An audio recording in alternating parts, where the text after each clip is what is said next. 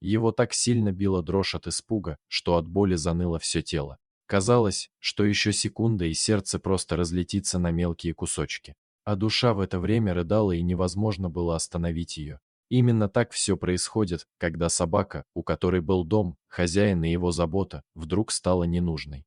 Перед нами стоял паренек, который все никак не мог понять, что они с хозяином здесь делают. В его взгляде читался вопрос, кто эти люди, который был предназначен человеку, разговаривавшим с администрацией приюта. Еще он не мог понять, почему в этом месте так много собак, нервно оглядываясь по сторонам. Оформили все необходимые бумаги. В руки нам передали поводок, который еще пах домом.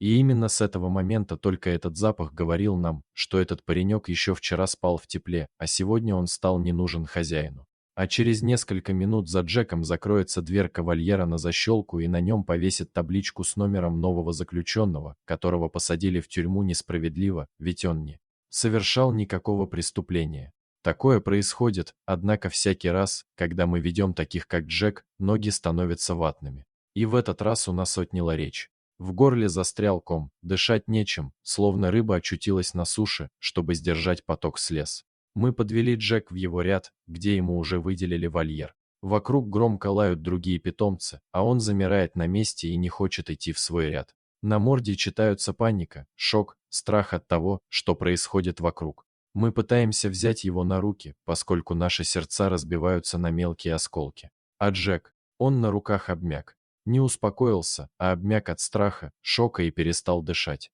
Целую неделю на душе скребли кошки, ведь перед нашими глазами были его глаза, которые глядели на нас уже из-за прутьев вольера. Он не понимал, что мы здесь только волонтеры, приходящие помогать таким, как лишь раз в неделю. Когда мы уходили, Джек смотрел нам вслед, и в глазах читалось отчаяние. «Вы тоже меня бросаете?» Конечно, мы здесь не виноваты.